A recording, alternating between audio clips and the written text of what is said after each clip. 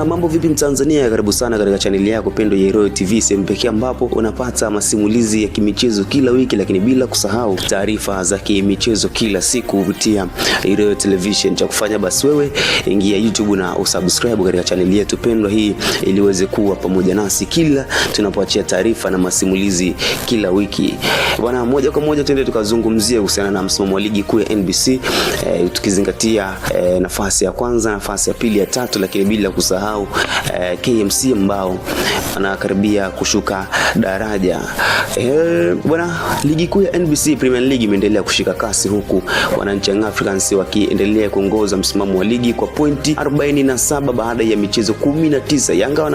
Yanga wanaonyesha ubora mkubwa msimu huu, wakijivunia pia tofauti ya mabao 41, ishara ya safu kali kabisa ya ushambuliaji na ulinzi imara. Lakini wekundu Msimbazi Simba nao wanashika nafasi ya pili wakiwa na pointi 42, tofauti ya pointi 5 na vinara hao wananchi Young Africans. Licha ya ushindani wao wa karibu, Simba bado wana kazi ya kufanya ili kufikia Young Africans katika mbio za ubingwa. Na tambua kabisa kwamba wekundu Msimbazi Simba alikuwa wana viporo na vimekwisha. Sasa kila mmoja amekwisha kucheza jumla ya mechi 19, na kila alichonacho ndicho alichokiokota katika msimamo wa ligi mpaka sasa. Lakini upande wa Azam FC wamekamata nafasi ya tatu kwa pointi 37, wakiendelea kujiweka katika nafasi nzuri ya kushiriki michuano ya kimataifa. Wakati huo timu kama Singida Black Stars na JKT Tanzania FC ziko katika ushindani mkali katika kujiweka katika jedwali zikiwa na pointi 29 kila mmoja wao. Bwana, kumbuka hapo bwana, kuna vita tofauti. Kuna vita ya kwanza ligi kuu ya NBC, yani ubingwa.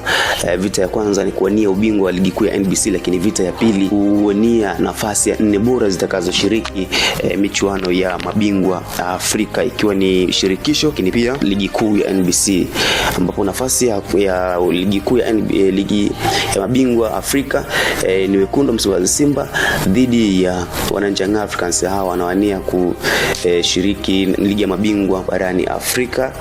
Lakini pia inawezekana basi kama wekundu Msimbazi Simba watajikwaa, lakini Azam watachukua nafasi ya kwenda katika ligi ya mabingwa Afrika wakiwa na wananchi Young Africans. Lakini pia Azam, Singida Black Stars nao wanatamani kubaki katika 4 bora, lakini huku anavutwa shati sana na JKT Tanzania, ikiwa wote wana jumla ya alama 29. Kwa hiyo vita ni kali zaidi na zaidi. Tukiachana na hao bwana, kwa upande wa KMC upande wa chini kabisa ya msimamo wa ligi ya NBC, hali si shwari kama KMC FC ambao wanaburuza mkia wakiwa na pointi 9 pekee, huku Tanzania Prison nao wakihangaika kujinasua katika hatari ya kushuka daraja wakiwa na jumla ya alama 14. Kwa kadri ligi kuu ya NBC inavyozidi kuelekea ukingoni, ushindani unazidi kupamba moto, kuanzia mbio za ubingwa hadi vita ya kuepuka kushuka daraja, hali inayowapa